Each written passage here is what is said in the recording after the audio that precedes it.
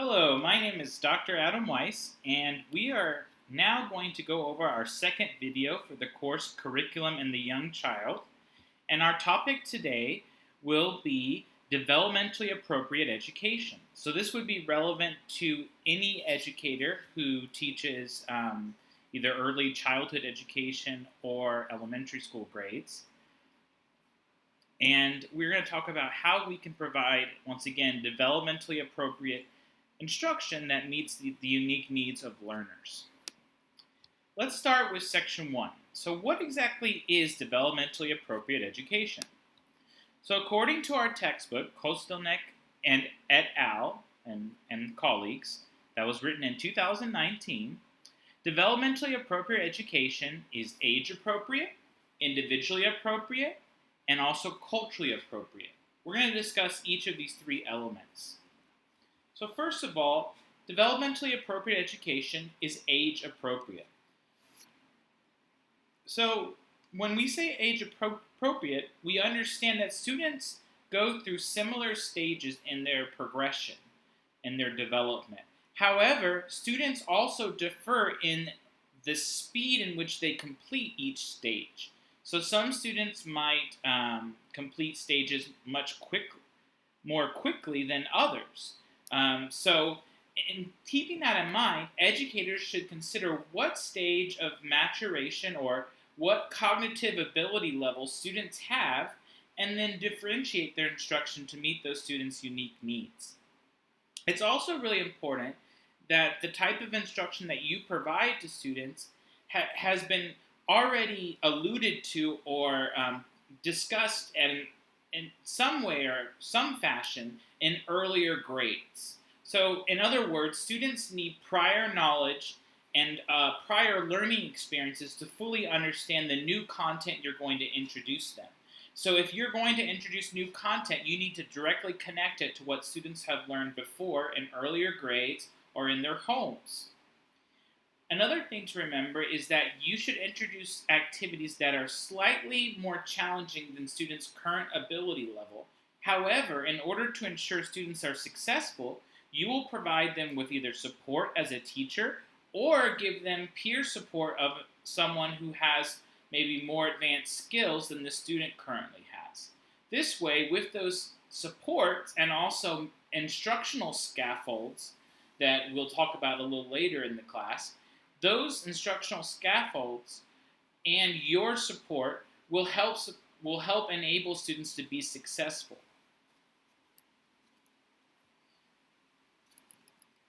We're going to skip through this part and discuss this in another section, but let's go now to part 2. So developmentally appropriate education is individually appropriate. So when you're designing your instructions, it's important that you keep in mind what are students' interests, what are their passions, what have been their prior experiences at home. If you can connect your learning activities to what students care about or what students know, students are much more likely to find your content relevant and meaningful.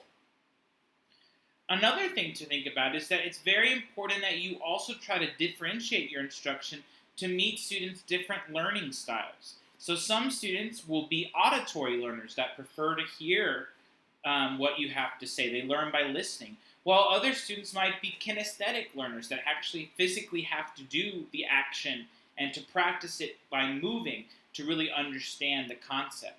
Other students might be interpersonal learners or social learners where they appreciate interacting and collaborating with other students, and that's how they learn best. While other students might be musical learners that might learn best through rhymes or chants or some other types of memory devices. So as an instructor, it's important to differentiate your instruction to meet students' unique learning styles and preferences.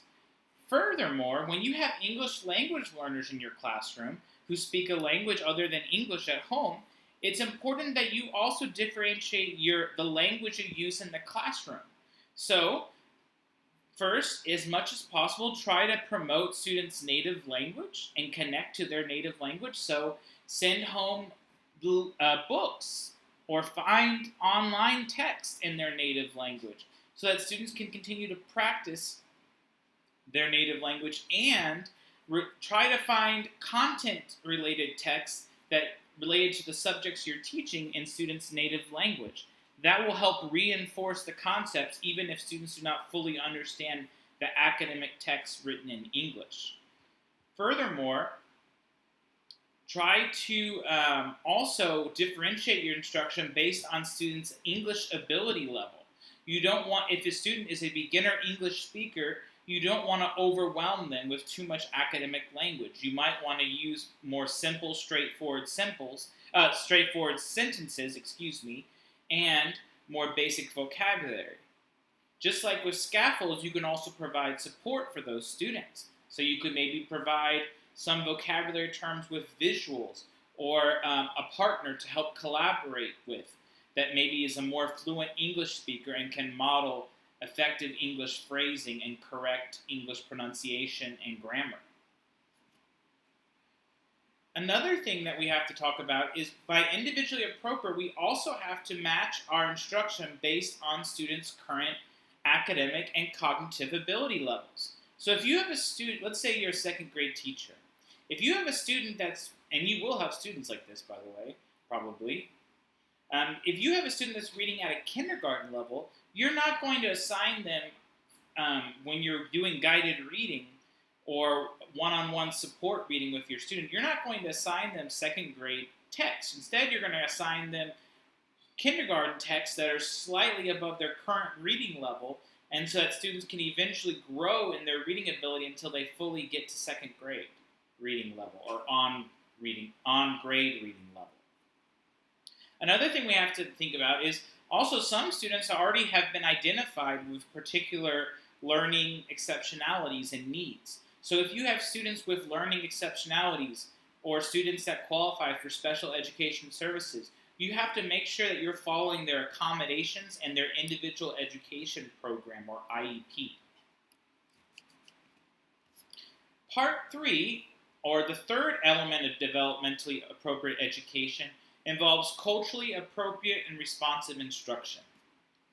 So when it's culturally responsive instruction, teachers are demonstrating a value and a respect for students' home lives, their home cultures, their home languages, and their previous experiences. Teachers also recognize that students do not have the same cultural backgrounds or the same cultural understandings of particular histories or traditions. Moreover, teachers try to find ways to connect their lessons to students' home cultures. So maybe you are doing let's say a fall-themed social studies unit. So you might want to include, of course, American traditions like Thanksgiving, but you might want to also include other harvest festivals that different cultures use in the fall. And so there's different ones, and you could research those or ask your own students, what kind of traditions do you all have in the fall? How do you give thanks for the bounty that you receive throughout the year? Another way you could do this is also interact with students' parents. Invite them to come to the classroom and explain about their home culture and to discuss their traditions, or maybe even teach students a little bit of their language. And even if you, for example, have trouble getting parents to come into the classroom to demonstrate their home cultures, you can always work to research on your own different cultures and incorporate different cultural knowledge in your lessons. Furthermore, you can also emphasize the many contributions that diverse individuals have contributed in different subject areas, like in math and science and social studies, etc.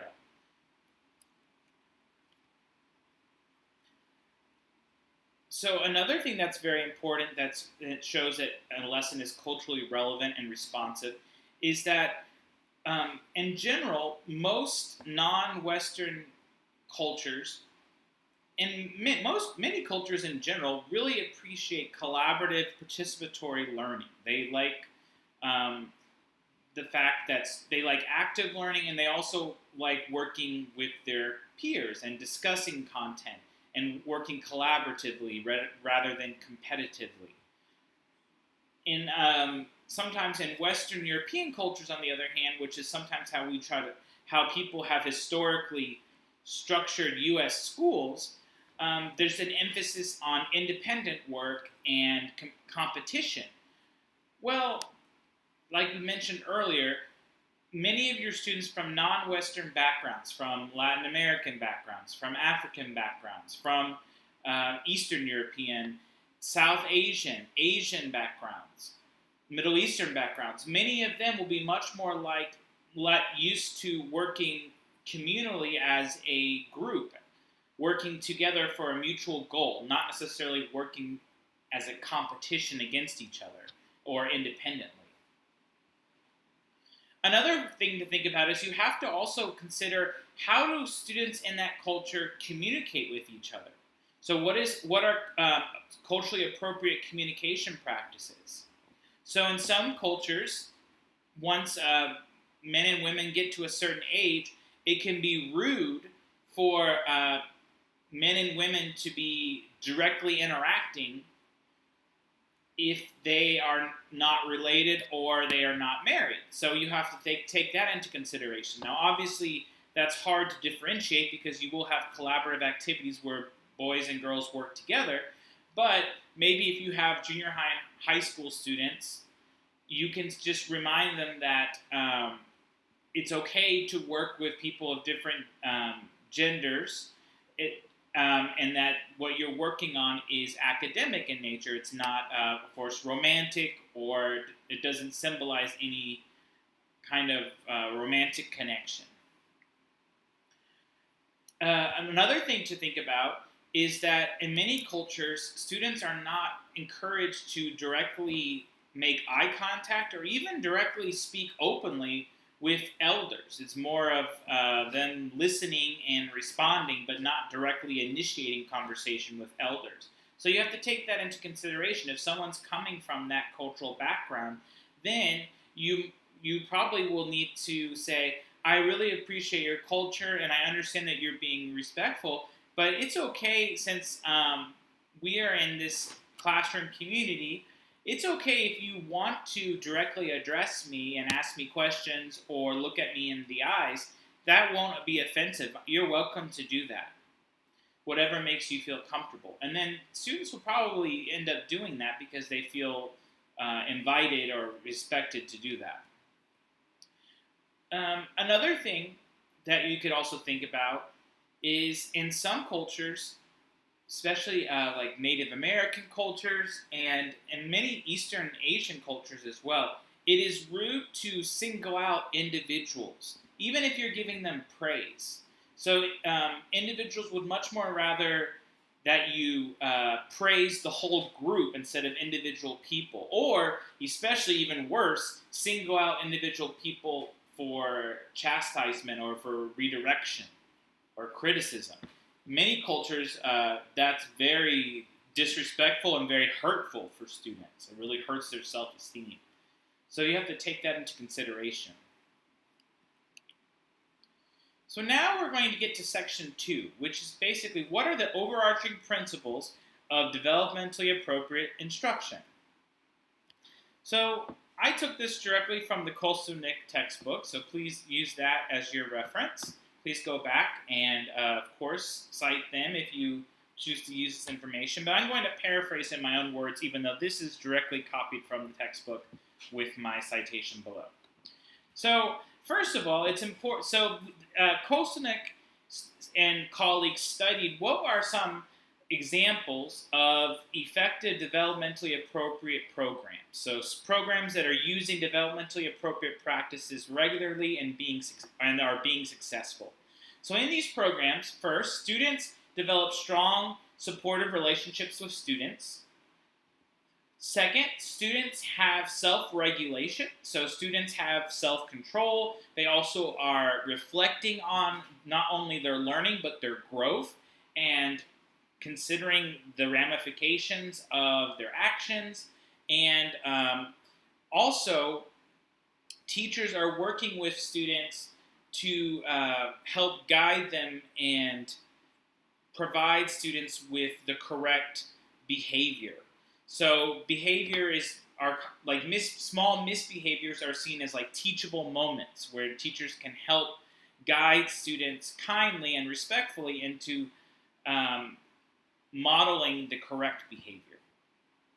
Third, curriculum is whole child focused, and we're going to talk about that in another video. But whole child focused means that you're not just teaching students math or social studies or science, you're teaching them how to interact socially appropriately. So social collaboration skills. You're teaching them aesthetic skills, like how to appreciate beauty, fine arts, nature. You're teaching them kinesthetic skills, so hand-eye coordination or body coordination. You're teaching them cognitive skills, so critical thinking skills, how to form conclusions. You're also teaching them language skills, so how to develop their expressive skills, like how to express themselves orally and also in written form. So fourth, we kind of mentioned this already, but basically effective developmentally appropriate programs provide the instruction that meets the unique needs of learners, whether if it's English language learners or students with exceptionalities. Students are being taught at a level that's slightly above their current level, but students are also receiving the supports and the accommodations so that they're successful. So the teacher is not teaching each student the same way. Fifth, effective developmentally appropriate schools also have safe and productive learning environments that are intellectually stimulating. So students have plenty of objects in the classroom that are academic related, maybe like a globe or an anchor chart explaining the planets, the order of the planets, or an anchor chart discussing the different genres of literature. So there's different elements of the classroom that inspire students' thought. There's regular access to text and the multicultural text from different backgrounds and in different languages, and students are having regular opportunities to examine their classroom for environmental print, for things they can read off the walls that are beneficial and relevant. Also, classrooms have things like technology or have learning games or centers that are intellectually stimulating for students and can provoke their curiosity. Another thing is developmentally appropriate education programs, especially for early childhood students, feature hands-on learning experiences. And students not only are doing things hands-on, physically enacting the action, but they're also pursuing actions or activities such as, for example, science experiments or maybe a learning song or a movement game. Any of these activities that are personally relevant and meaningful to students.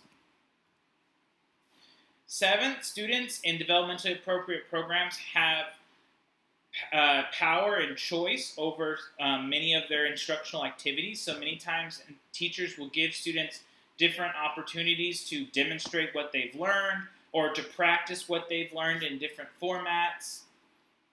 Students also have opportunities to suggest activities or to create their own representations of their learning. Students in developmentally appropriate education programs also have opportunities to engage in interactive intellectual play, where students are, yes, they're playing, but they're playing in doing an activity that is relevant to their academic development. So maybe they're role modeling the different roles that people have in the community, different community roles. Or maybe they're doing a reader's theater where they're pretending to play one of the characters. Or maybe they're playing a learning game that involves math and, let's say, dice or base 10 blocks. Next, developmentally appropriate practices encourage teachers to be intentional in their teaching. So they follow the state standards and they stick to the learning goals. Moreover, developmentally appropriate programs also have curriculum that is integrated across disciplines and developmental domains. So by that, it means that when teachers are teaching a unit, let's say in science, they're also incorporating concepts from math. Maybe students have to add up measurements, or they have to actually measure and weigh things and record them in a chart. So you have that, you have the math implications. You also could include writing implications or writing connections where students write their findings. You could have reading connections where students read a text about or hear a book about what they are doing in their science lesson. And then you can connect it to social studies as well. So who were famous scientists that did this action? Or how was this scientific discovery meaningful for people? How did it help society and communities? And so another ways to think about it is, and try to incorporate whenever you're teaching one content area, don't forget the other content areas. Try to incorporate skills from various content areas into every learning activity you provide. Furthermore, developmentally appropriate programs feature regular assessment, and assessment is focused on measuring students' progress and addressing whether or not students are adequately making significant progress toward developmental goals. And based on assessment, adult teachers and support staff provide remediations and support for students to ensure that the needs that they have found on the assessment are addressed. Last, early childhood programs further encourage strong reciprocal relationships between educators, children, and the children's families. So children's families are involved in the learning process. They know what's going on in the classroom. They're being provided with resources. They can practice the activities with their children at home. They're allowed input in the school and the types of cultures that are being represented, so they have input and voice in representing their culture in the schools, and also have input and voice in making decisions. So finally, section 3 is, what is the rationale for developmentally appropriate instructional practices? Why should we implement them? So research shows that developmentally appropriate instructional practices are very beneficial for students, and you can see the research in our textbook on page 30 through 33. But various studies have shown that developmentally appropriate instructional practice works, especially for early childhood education. Also, developmentally appropriate instructional practices are beneficial because they introduce students to different perspectives, different philosophies, and different curriculum models. So developmentally appropriate instruction actually fits into various forms of curriculum models. So whatever district model or curriculum focus your district has, developmentally appropriate instructional practice will coincide with that. Third, it's important that we encourage developmentally appropriate curriculum because unfortunately there's been a tendency for a pushing down of curriculum. By that, we see that even in the early childhood grades, like pre-K, kindergarten, first grade, unfortunately, some districts or in some areas, many educators are bringing down activities or concepts that are more suitable for older students and using them in the classrooms of those early childhood students. So in some of these school districts or in some schools, kindergartners and first graders are spending most of the time working independently in their desks on worksheets or on workbooks. Or maybe they're doing a lot of mathematical computations, when really younger early childhood students would rather benefit from collaborative learning with their peers, hands-on learning where they're using manipulatives or moving around, using their bodies to imitate their learning. And early childhood students would also benefit from active learning activities. So sitting in their desk working on worksheets would be developmentally inappropriate for students. So if we advocate for developmentally appropriate education, we're preventing this pushing down of curriculum where we're over-testing and we're over-teaching to the test, standardized tests. Fourth, developmentally appropriate instruction can help reduce the educational achievement gap. So unfortunately, in the United States, there's some significant inequalities when it comes to educational outcomes for certain groups. It's not because these groups are less intelligent than others. Actually, research shows that all groups, all cultures, all languages are equally intelligent. It's a matter of how we teach different cultures and how we teach different groups and what kind of resources we provide to each group. And unfortunately, in the United States, certain groups underperform compared to others. So African Americans, Latinx or Latinos or Hispanic students, Native American students, and English language learners and low-income students often underperform compared to other groups of students. So developmentally appropriate instruction, since it features plenty of differentiation and support for students of different abilities and also adopting culturally responsive practices, developmentally appropriate instruction helps to address this academic achievement gap. All right, so that is what we have for this first video on developmentally appropriate instruction. Stay tuned for my next video, which will be much more specific on what are the exact elements of how you can apply developmentally appropriate instruction in your classrooms. Thank you very much. Appreciate it.